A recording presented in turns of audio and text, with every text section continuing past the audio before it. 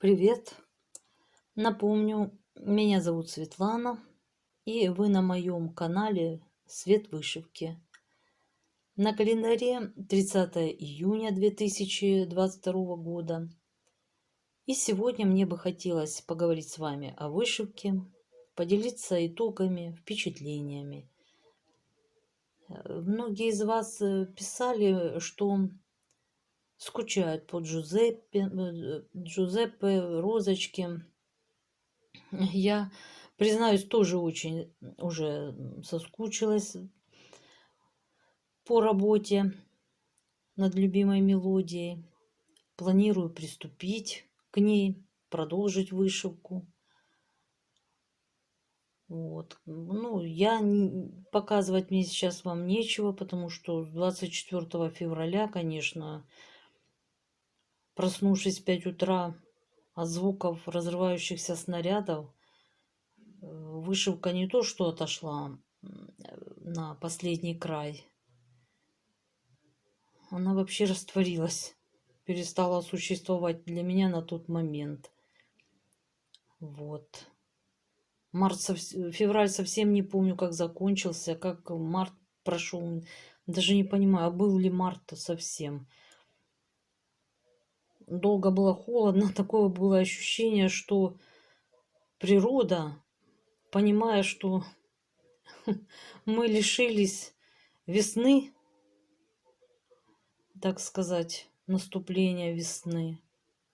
Было холодно, старалась продлить время, вернуть нас, чтобы мы прочувствовали, что наступила весна. Но было не до весны и, конечно, не до вышивки, друзья. Вот, совсем не вышивала я, не помню, когда начала маленькую работу овечек стала я заканчивать спустя, наверное, в апреле, я так думаю, начала овечек заканчивать. Вот, не брала я большую работу, станок, во-первых, он большой, и выбираться, когда воздушная тревога или обстрел, очень сложно было бы, невозможно из-под него быстро. И прятаться с ним, укрываться, уходить в укрытие тоже некак было. Вот. На маленькую работу с пяльцами в случае опасности можно откинуть в сторону и пытаться. Там, где спасались, кому интересно, в конце видео вставлю видео. Но я еще думаю, конечно, показывать или нет, надо вам это или нет. Где может прятаться человек неподготовленный совершенно ни к какой войне, ни к обороне, никак. Ну, вот, все приходилось. Дома у нас нет таких подвалов, погребов или стен железобетонных. Негде прятаться было. Так, где придется, на пол. Так что пришлось выкопать во дворе яму. И поначалу бегали в яму, затем перестали бегать в яму. Просто расположились в укромном углу на полу. И там дневали, как говорится, и ночевали. Было время, что страшно было подняться в полный рост, чтобы, допустим, ну, по необходимости, одним словом. Так что вот. Ну, а когда начала вышивать уже овечек, закончила, вот, стала брать круг за круг за кругом вышивать. Помогали как-то, считаешь, отвлекаться, а не все время в окно слушать, что и как. Или в новости. Так потихоньку, чтобы как-то отвлечься. Появился вот такой комплект кругов Клейтона. Так что, ну вот так, друзья. Ну что, давайте к ним и перейдем. Ну вот, друзья, позвольте представить вашему вниманию мои финиши. 2022 года. Как многие из вас уже догадались и узнали их, это круги Клейтона фирмы Heritage. Каждый из них связан с какими-то определенными моими ощущениями, воспоминаниями. Поговорим отдельно о каждом из них. Ну а технические, так сказать, характеристики, они присущи каждому из представленных в будущем кругу. Что хотелось бы сказать, размер схемы 140 на 140 крестиков. Меня интересуют круги, как вы видите. Готовая работа имеет размер 25 на 25 сантиметров. Иной раз, не знаю почему, но плюс-минус 0,5 сантиметров. Какой-то 25 с половиной. Вот так почему-то вот варьируется готовая работа. Вышивала их я на канве Аиде 14 аккаунта фирмы Zweigart нитками ДМС по ключу. Хотя не все по ключу. Небеса кое-где, траву мне приходилось что-то подбирать, заменять, потому что не было ниток, не было возможности приобрести нужный цвет ниток. Ну, меня результат вполне устраивает. Итак, вышито 9 кругов. Перед вами 8. 9 готовится только к съемкам. Пока позже, я надеюсь, смогу вам тоже его представить на обозрение. Ну, что еще хотелось бы сказать. В вышивке присутствуют такие стежки, как крестик в одно сложение нити. Это когда дизайнер хочет показать перспективу, так что-то туманно-расплывчато, прозрачно и в отдалении. И как раз крестик в одно сложение вполне себе справляется с возложенной на него задачей. Хоть я не люблю в одну нить вышивать крестики, но здесь абсолютно оправдано и вполне себе приемлемо, мне нравится. Ну, конечно же, крестик в 2 сложения нити, основной стежок. Затем присутствуют клейтоновские, я бы сказала, тоже так вот узкокрестики. Ну, кто знает, тот знает, а для кого это новинка, я объясню, это когда клеточка для классического привычного крестика разбивается пополам.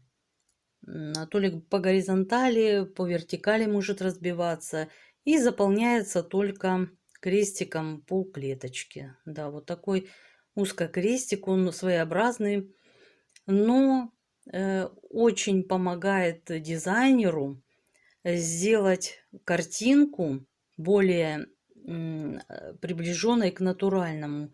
То есть это не идут квадратики, как пиксели, как что-то угловатое. Узкокрестик вполне дает переходы плавные, даже как закругления небольших воспринимаешь. И когда ложится еще бэкстич, кстати, бэкстич тоже присутствует у Клейтона, но он присутствует настолько в минимальном количестве и оправданно слегка подчеркивает, только что-то выделяет, он не агрессивный, то есть не забирает на себя внимание, а исключительно дополняет что-то вот, где художник хочет именно что-то вот выделить и подчеркнуть, добавить, так сказать, выразительности.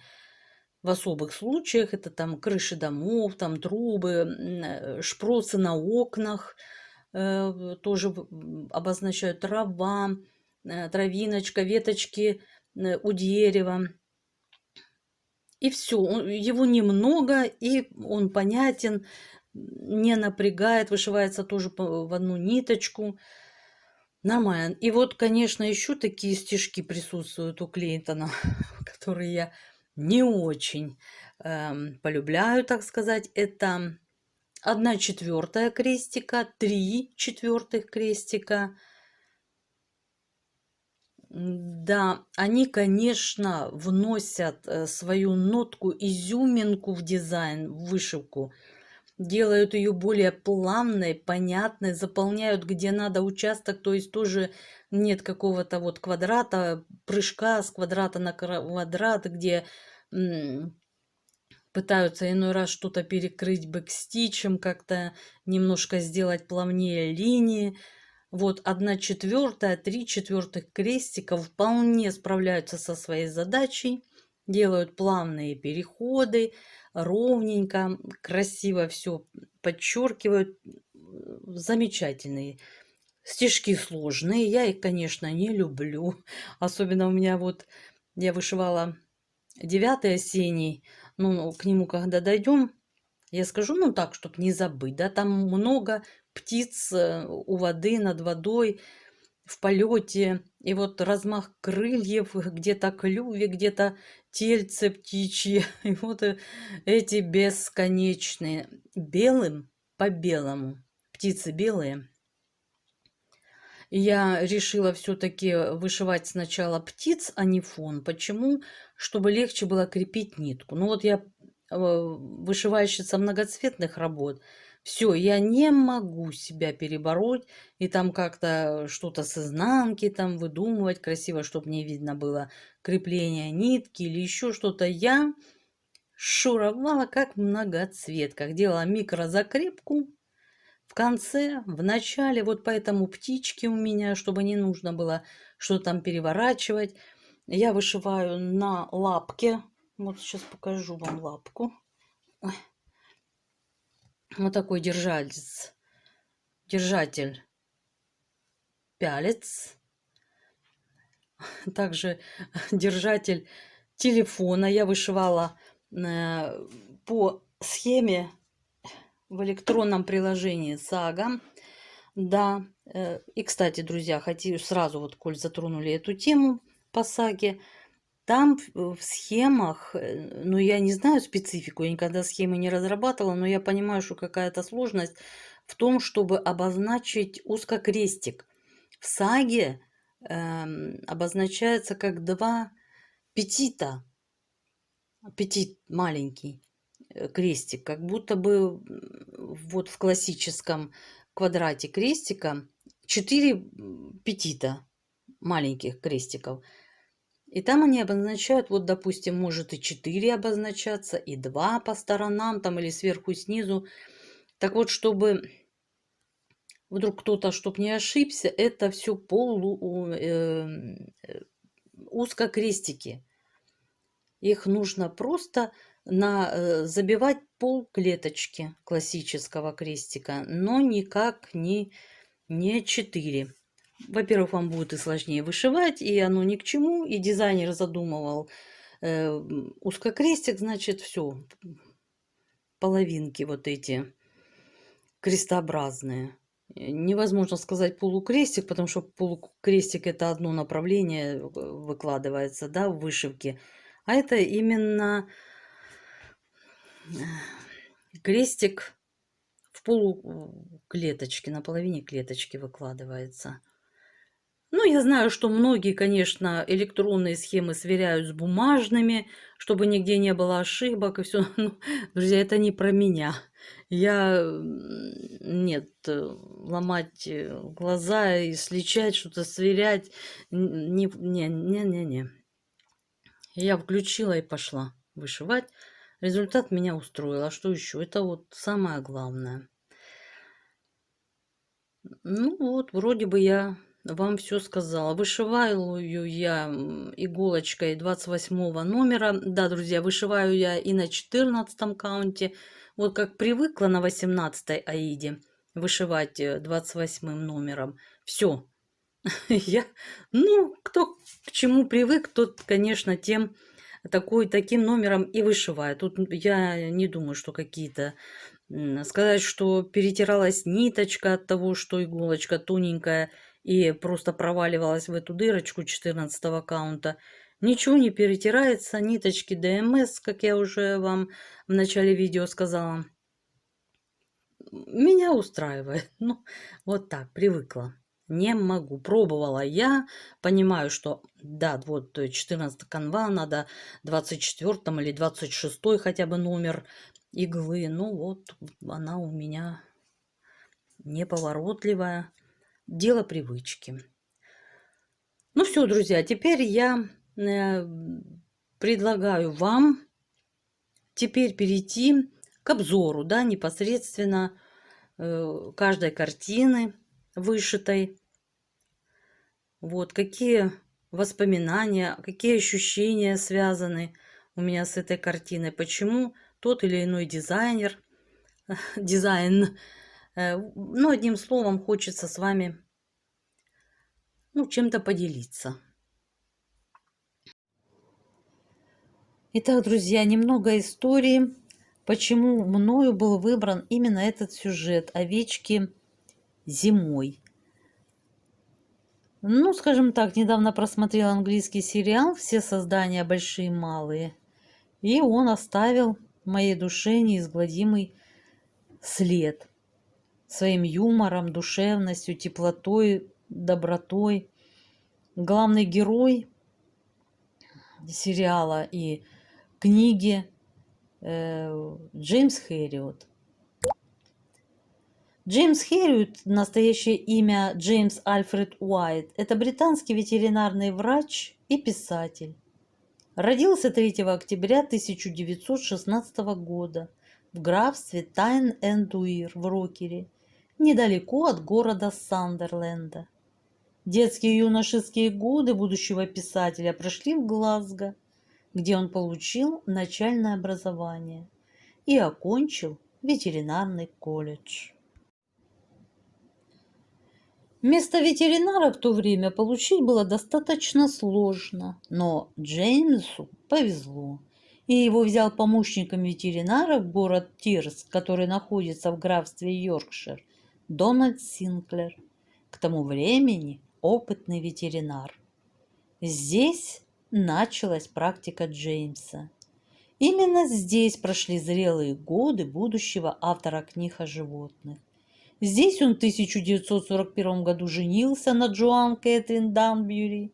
Здесь родились его дети, сын Джеймс и дочь Розмари. Во время войны с 1941 по 1943 годы Джеймс Альфред Уайт служил летчиком в военно-воздушных войсках. Свою первую книгу, которая называлась «Если бы только они могли разговаривать», он уже выпустил под псевдонимом Джеймс Хэриот. Это было началом. В дальнейшем им было написано целый ряд книг, в которых он описывал будни, трудности и радости сельского ветеринара. Книги написаны с большой любовью и юмором. Они стали настольными книгами у начинающих ветеринаров и просто любителей животных. С багажом свежих знаний и дипломом ветеринара наш герой, молодой Джеймс Хэриот, прибывает в Даруби, небольшой городок, затерянный среди холмов Йоркшира. Нет, в учебниках ни слова не говорилось о реалиях английской глубинки, обычаях местных фермеров и подлинной работе ветеринарного врача, о которой так мечтал Хэриот. Но в какие бы нелепые ситуации он ни попадал, с какими бы трудностями ни сталкивался, его всегда выручали истинно английское чувство юмора и бесконечная любовь к животным.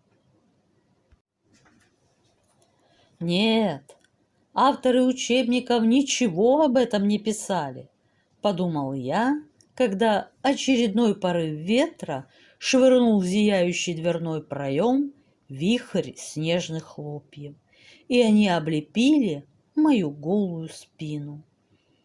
Говорил Джеймс Хэриот.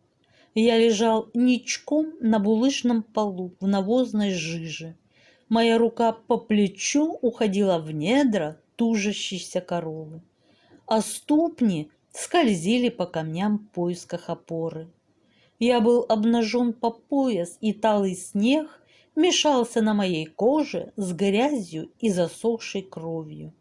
Фермер держал надо мной коптящуюся керосиновую лампу, и за пределами этого дрожащего кружка света я ничего не видел.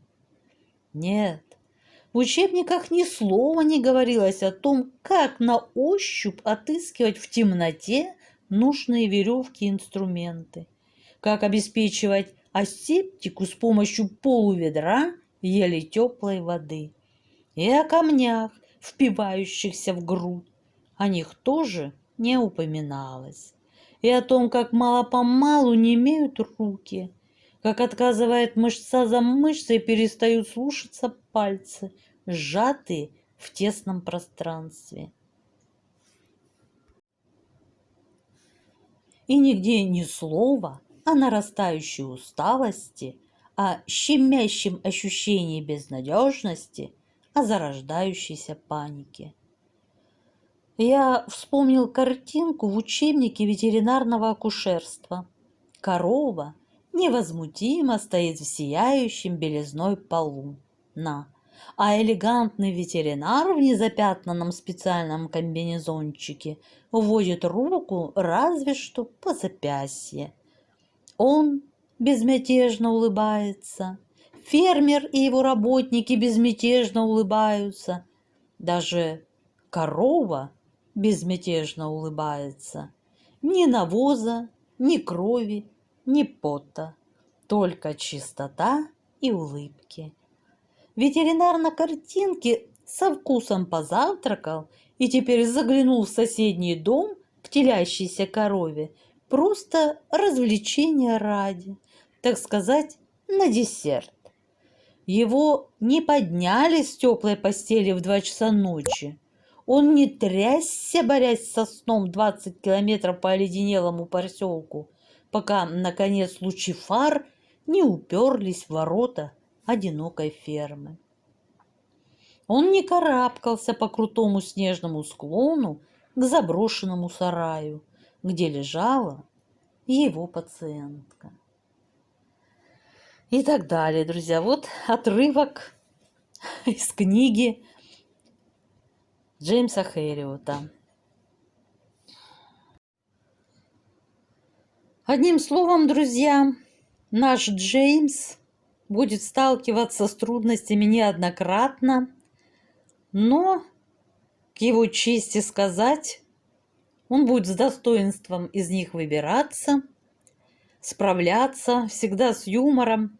Одним словом, друзья, замечательная книга, но я понимаю, знаю по себе, что вышивальщицам читать, как правило, некогда, нет времени. Ну, в любом случае, всегда можно послушать книгу, аудио, а еще лучше посмотреть сериал английский. Есть старый выпуск, новый.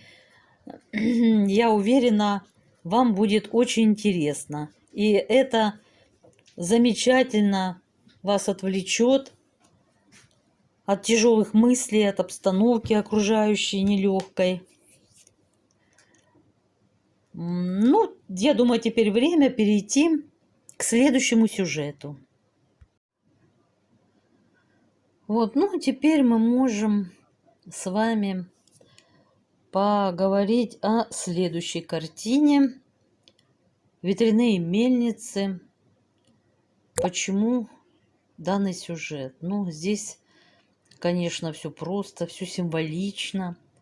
Мне этот сюжет напоминает нашу Украину.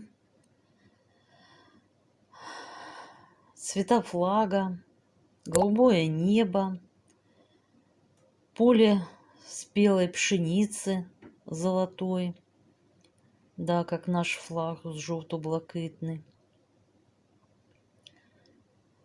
Очень понравились птицы в небе. Клейтон изобразил. И, кстати, мне глядя на вот эту картину, невольно вспоминаются строки из песни. Позволю себе процитировать ее. «Дивлюсь я на небо, та й думку гадаю. Чому я не сокіл, чому не літаю? Чому мені, Боже, ти крила не дав? Я б землю покинув і в небо злітав.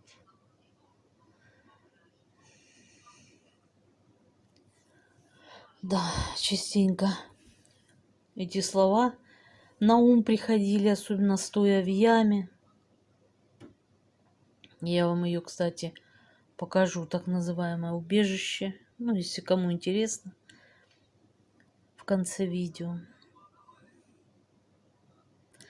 Да, еще почему мне напоминает наш музей под открытым небом, который называется Пирогово. Да, расположен он на окраине города Киев.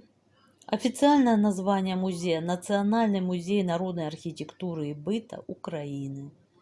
Но в народе прижилось более простое и образное название «Музей Пирогово». Связано оно с названием села, которое существовало в этой местности с XVII века. Территория Пирогово представляет собой холмистую местность.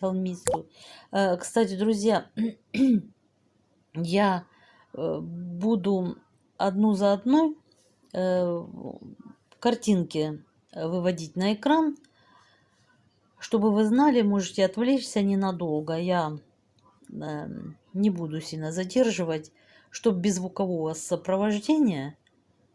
Просто немножко отвлекитесь, если вам интересно, и посмотрите на Пирогово.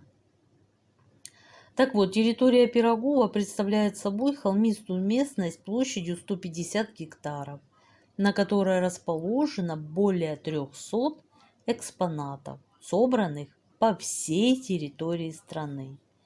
Музей Пирогово даст вам возможность прогуляться тихими улочками уникального украинского села, в котором представлены архитектурные формы и быт всех уголков Украины.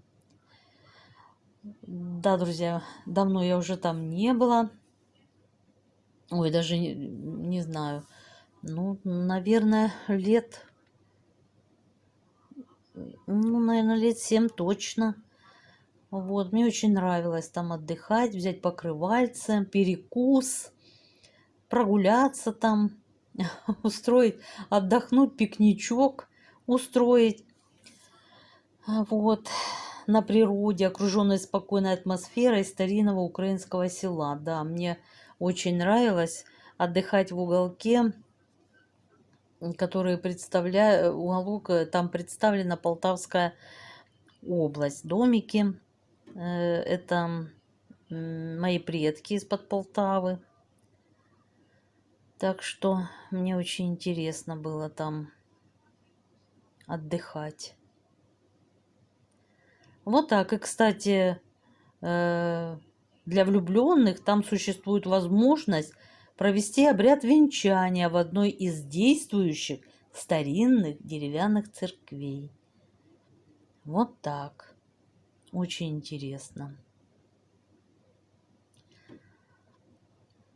Так что мне нравилось совершать прогулки Пирогово.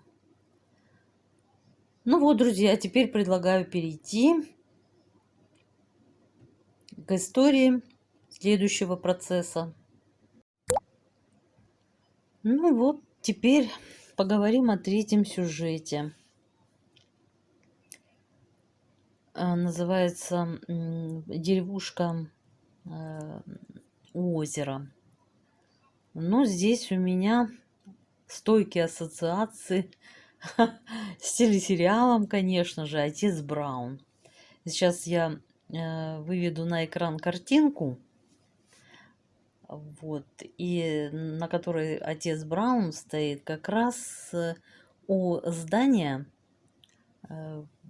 у собора, у храма. Вот мне кажется, он очень похож на тот храм, который изображен на картинке Клейтона, который я вышила, вот, в котором служит отец Браун.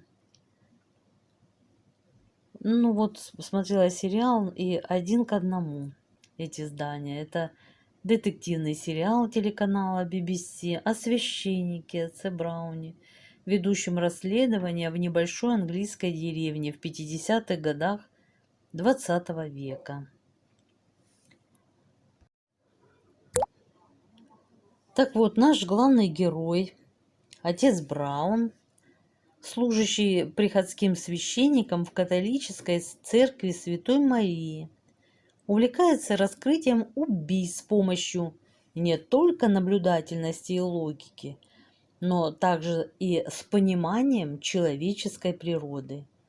Он пытается понять преступника и по возможности помочь ему осознать свой грех и покаяться. Часто он стремится к справедливости в отношении преступника или подозреваемого, иногда вопреки букве закона. Например, когда узнает об обстоятельствах преступления на исповеди и строго соблюдает ее тайну. Даже несмотря на еще не отмененную в Великобритании смертную казнь через повешение за такие тяжелые преступления, как убийство. Ну и понятно, да, как обычно в таких, я бы сказала, легких детективных сюжетах своими расследованиями главный герой вызывает большое раздражение у полиции, которая часто арестовывает не того подозреваемого. В различное время в раскрытии преступлений Паттеру нашему помогают приходской секретарь миссис Маккартни, кстати, очень интересная героиня, а также местная светская львица леди Фелисия Монтегю, ее шофер Сид Картер и племянница Пенелопа Банти. Несмотря на то, что телесериал это, друзья, детективный, как я уже говорила, английский, там нет таких сцен каких-то тяжелых, кровожадных. Он тоже такой семейный. Можно смотреть от мала до велика. Ну, по-моему, я так ничего такого не наблюдала. Интересный, захватывающий, легкий. Можно вышивать, посматривать. Интересно. Рекомендую к просмотру. И, конечно, друзья, я не смогла пройти мимо готических соборов Средневековья. Давайте вспомним 6 шедевров Европы. Готические соборы Средневековья находятся во многих городах Европы, и абсолютно все достойны внимания. В период расцвета готики с 1180 по 1270 года только во Франции возвели около 80 грандиозных кафедральных соборов. Но мы с вами рассмотрим 6 наиболее известных, необычайно красивых и выразительных, строительство которых длилось не 100 лет. Мы узнаем, что именно принесло славу каждому из них. И, друзья, посмотрим на фото. Итак, перед нами буду выводить картинки на экран, чтобы вы могли созерцать такую красоту. Итак, перед нами Страсбургский собор, Франция. Собор Богоматери в Страсбурге строился с 1015 до 1439 года. На этом месте до начала нашей эры находилось римское святилище, затем еще несколько религиозных зданий. Сегодня это 6-я по высоте церковь в мире и самое высокое сохранившееся сооружение, построенное полностью в средние века. Виктор Гюго описывал его как гигантское и тонкое чудо, а Иоганн Гёте как величественно возвышающееся, широко раскинувшееся дерево Бога. Собор виден далеко за равнинами Эльзаса. Песчаник горного массива, из которого он построен, придает собору характерный розовый оттенок. Имеет только северную башню высотой 142 метра. Южная же остается недостроенной. Это придает зданию особую асимметричную форму. Страсбургский собор Нотр-Дам несколько раз был поврежден. В 1870 году и во время Второй мировой войны. Несмотря на разнообразие его архитектурных стилей и асимметричный фасад, здание весьма гармонично. Строительство началось в романском стиле с восточной части южного портала, но в 1225 году прибывшие из Шартра мастера предложили революционный готический архитектурный стиль. Созданные ими западный фасад и продольный неф с 1000 скульптур тысячами, по мнению ЮНЕСКО, стали шедевром готики. Большинство статуй, которые сейчас можно увидеть в соборе, являются копиями. Оригиналы перенесены в музей Парижской Богоматери. Вот так. В южном трансепте собора находятся 18-метровые астрономические часы. Один из самых больших в мире. Механизм завершает один полный оборот в новогоднюю ночь и вычисляет дату Пасхи по сложному христианскому календарю. На Первом Никейском соборе 325 год Пасха была определена как воскресенье, которое следует за 14-м лунным днем, приходящимся на 21 марта или сразу после него. Интересно, 21 марта у меня день рождения. Анимированные персонажи запускаются в движение в разное время суток. Один ангел звонит в колокол, а второй переворачивает песочные часы. Есть персонажи, представляющие парад смерти, разные возрасты жизни с младенчества до старости. На последнем уровне находятся апостолы, проходящие перед Христом. Часы показывают намного больше официального времени. Солнечное время, день недели, каждый представлен, кстати, мифологическим богом, месяц, год, знак зодиака, фазу Луны и положение нескольких планет. А теперь, друзья, перед вами Шартрский собор, Франция. Шартрский собор, также известный как собор Богоматери Шартрской, является римско-католической церковью и находится примерно в 80 километрах к юго-западу от Парижа. Его частично построили в 1145 году, а затем, после пожара в 1194 года, реконструировали и достраивали в течение сотен лет. Вот так. Друзья, Шартрский собор оказал огромное влияние на развитие искусства средневекового христианства, поэтому он предстает важной вехой в истории архитектуры этой эпохи. Выдающийся витражный ансамбль, монументальная скульптура и роспись, чудом сохранившиеся от разрушения, делают Шартр одним из самых замечательных образцов готической архитектуры. Вот так. Монументальные скульптуры собора ценятся как из-за их обилия, вдуматься только, около 10 тысяч, так и качества. Они показывают панораму перехода от романского к готическому стилю, достигают тонкого баланса идеализма и реализма. Наконец, Шартрский собор почти полностью сохранил свой однородный декор витражей, выполненный примерно между 1210 и 1250 годами.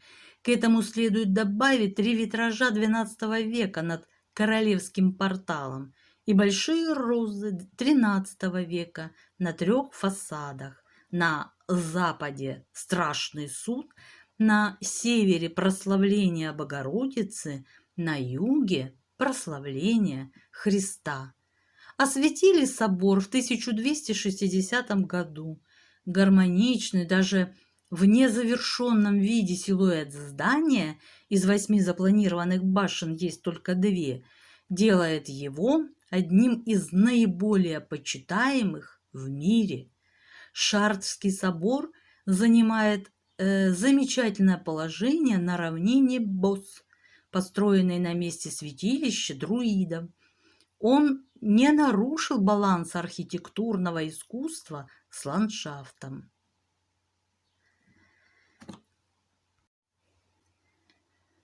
Теперь хочу представить вам Кёльнский собор, Германия.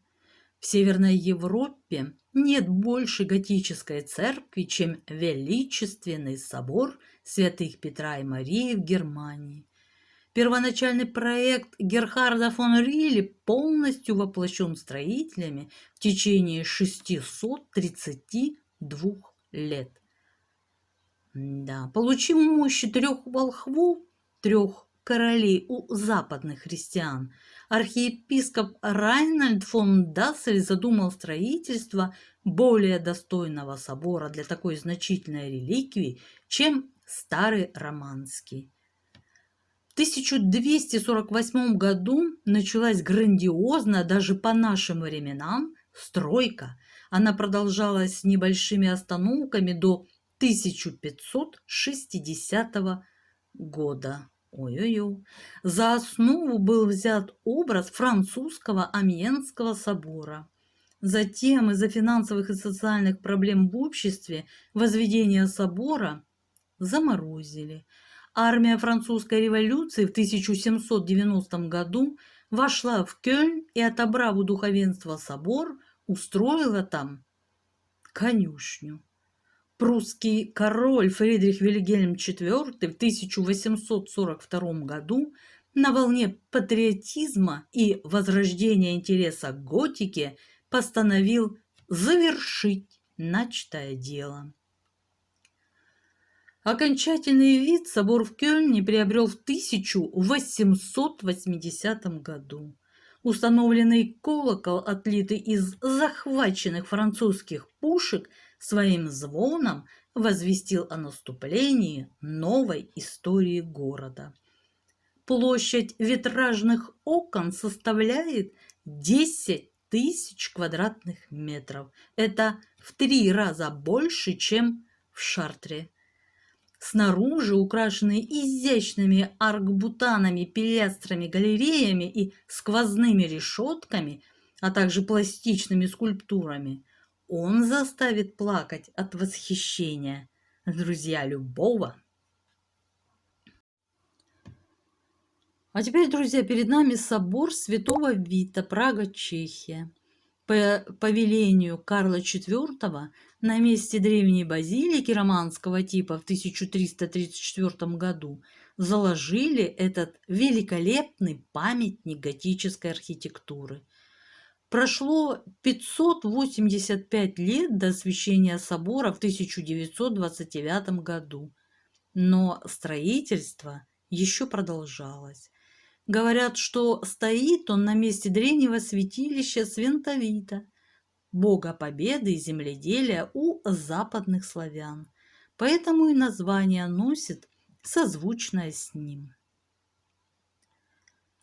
Первый архитектор собора, француз Матье, начал работу в раннем готическом стиле, базилика, аркбутаны и так далее. Когда он умер, через 8 лет после начала строительства, пригласили 24-летнего мастера Петра Парлержа, строителя Кёльнского собора.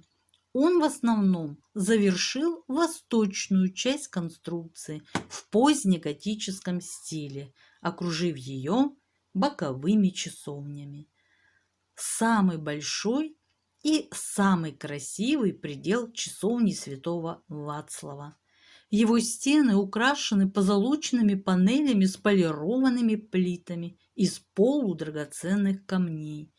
Настенные росписи начала XVI века изображают сцены из жизни покровителя Чехии, в то время как еще более старые фрески показывают сцены из жизни Христа. После Петра работы продолжили его сыновья. К моменту начала гуситских войн, 1419 год, главную башню собора уже почти завершили. В это время королю Вацлаву IV предсказали, что он умрет перед башней на площади. По высочайшему велению ее снесли, но король все равно умер от сердечного приступа в том же году. Восстанавливали башню 143 года. В последующие века собору были добавлены детали Ренессанса и барокко, но только в 1861 году, во время чешского национального возрождения, были предприняты согласованные усилия для завершения строительства. Западный фасад собора, который выглядит впечатляюще готическим, датируется 1953 годом. Собор Святого Вита является собой панораму развития готической архитектуры в Европе. Так, друзья, теперь перед нами Домский или Дуомский собор в Милане, Италия. Миланский кафедральный собор посвящен Святой Деве Марии. Строился с 1386 по 1965 годы. Дом является пятым по величине христианским храмом в мире. Боже, какая красота! Миланский собор покрывает площадь в 10 186 квадратных метров. Это целый городской квартал. Украшают его около 4000 статуй, горгулей и других фигур. На самом высоком шпиле возвышается знаменитая скульптура Мадонны высотой более 4 метров, выполненная из позолоченной бронзы. Возле главного входа в 1768 году астрономы Академии Брейра установили на полу солнечные часы. С тех пор они являются эталоном для сверки часов по всему городу. Над арочной частью над алтарем есть место, отмеченное красной лампочкой. Здесь хранится гвоздь с распятия Иисуса. Каждый год в ближайшую к 14 сентября субботу архиепископ Миланский выставляет гвоздь у алтаря до понедельника. Все здание построено из розоватого белого мрамора. Чтобы вывести его из карьера, были вырыты каналы, ведущие к строительной площадке. К возведению Миланского собора были привлечены тысячи художников, скульпторов и специалистов со всей Европы. В начале XIX века по распоряжению Наполеона закончили фасад и приступили к завершающим этапам строительства, которые проводятся и сегодня. Начали строить собор под руководством инженера Симоне да Арсениго на месте церкви IX века Санта-Марии-Маджоре. Единство стиля, легкость и гармоничность форм делают Дуомо великолепным образцом пламенеющей готики. И, наконец, друзья, перед нами собор Парижской Богоматери, Нотр-Дам. Французский король Людовик VII и специально прибывший в Париж римский папа Александр III заложили первый камень собора Нотр-Дам в 1163 году на месте христианской базилики святого Стефана. В свою очередь базилику воздвигли на фундаменте римского храма Юпитера.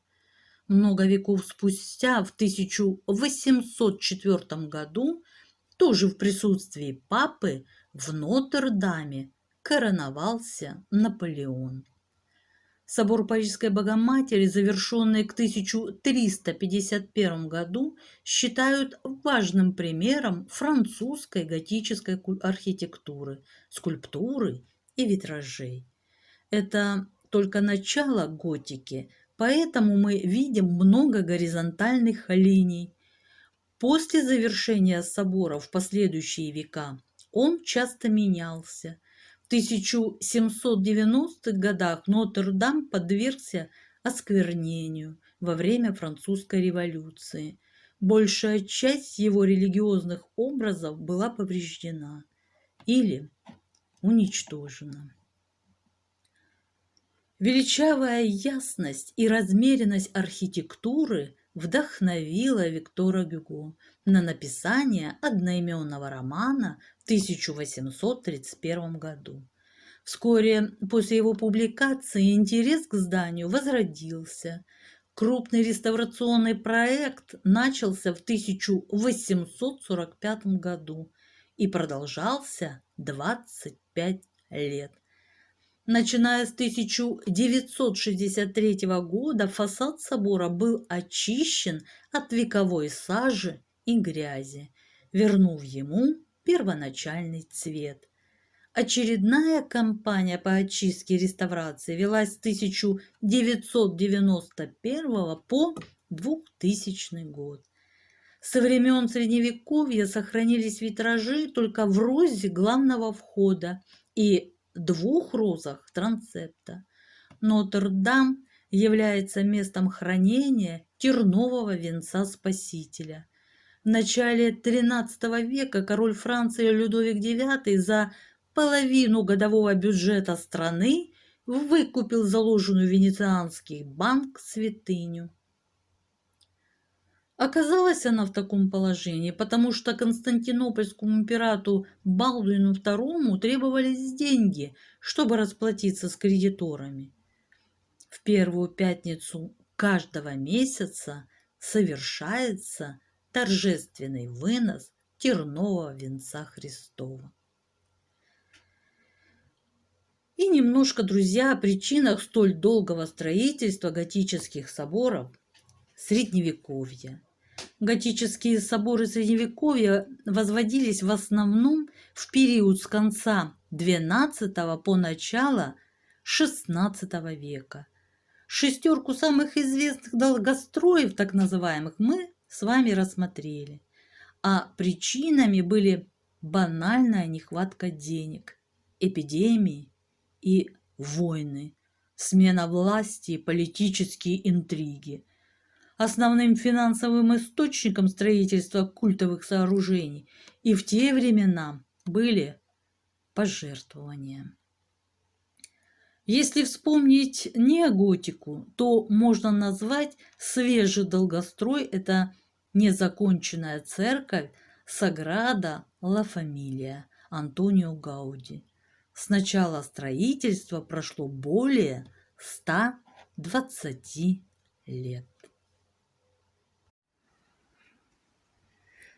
Ну вот, 27 июня я в садочек пришла, буду собирать черешенку. Правда, звучала сейчас страшная снова воздушная тревога. Хотела вам заснять, но не стала. Не хочу. Хватит, что мы ее регулярно слушаем. Вот она, черешенка. Так, вроде бы все замечательно, все хорошо. Черешня. А вот вишня. поспела. Вот она. Вчера вишенку тоже собирали немножко. Вареники с вишнями. Готовила вкусно. А вот то виднеется, друзья, страшное место. Ну, кого заинтересовало, сейчас покажу. С 4 сторон. А я вам сейчас покажу. С 4 сторон. Откуда? Ой. Так. Вот она начинает цвести. Аннабель. Гортензия. Оставили ее, как вы понимаете, в срочном порядке. В феврале месяце пришлось копать, рыть убежище себе. Не знаю, насколько оно. Тут февраль, ночи, днем. Днем еще не так страшно. Вот ночью в 2 часа ночи, в 4, холодина, -10. Приходилось выскакивать, бегом хватать пальто, шапка в кармане. Спускаться, одеваться уже в яме.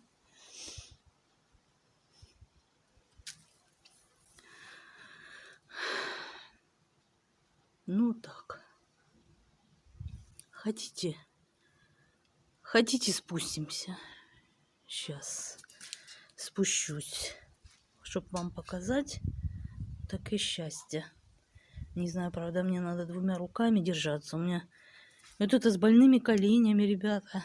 Вниз, вверх по лестнице, да? Так, сейчас. Потом включу уже в яме. Ой, ну что, спускаемся вместе, да? Вот сюда. Ну, сейчас я одной рукой, конечно, это получается медленно. Ну, как, короче говоря, как получается. Ну вот. Тут мы прятались, стояли. Ой. Такое яма, песок. Ну, конечно, что, как говорится, слабое, как для убежища, да. Но материала нет. Вот что было под рукой на тот момент, то и задействовали. Такие доски положили. Ну, понятно, что вот как сейчас крылатые ракеты Россия пускает по нам, оно не защитит, конечно. Но в феврале, когда тут войска российские прятались тут от обстрелов, вот так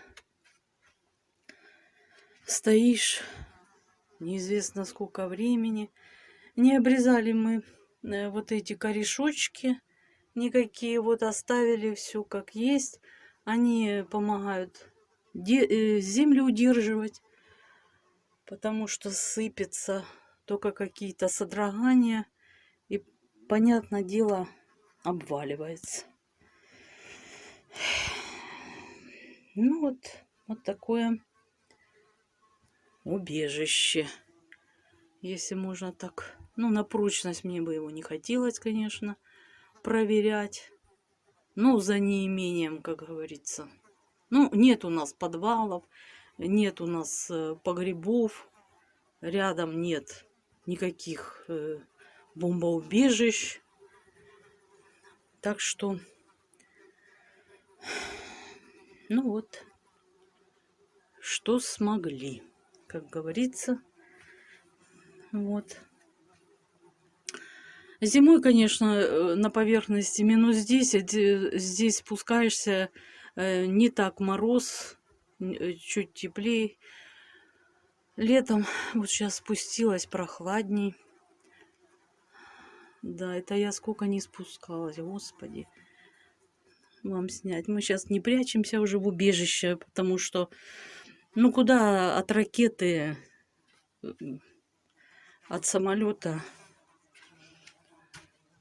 Никуда. Нет, ну, может, какие-то бункеры и спасают. Ну, а нас что нас может спасти? Так что все, выползаю, собираю черешню. Даст Бог, все обойдется. Ну вот, где-то беда летит. Тревога была. Ну вот, розочка выглядывает. А вот гортензия, ее корешки. Ну, пусть она не обижается на нас. Ну, цветет, растет, все понимает. Так, ну все, друзья, выбираемся отсюда. Ой, господи, мухи. Тут прохладнее, и они, ой, сюда прячутся. Ой, ладно, друзья, отключаю, потому что тяжело одной рукой. Так, ну вот, собрала черешенку. Можно идти домой.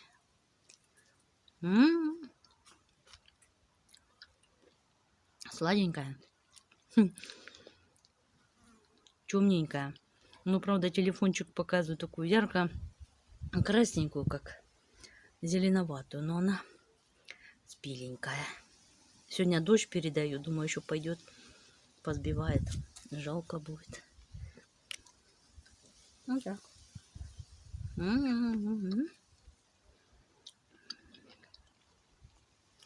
Вкусная. Ну все. До встречи, друзья. Ну вот, друзья, а на сегодня все. Я желаю всем мира, здоровья и всяческого благополучия. Надеюсь, что встретимся. Пока-пока.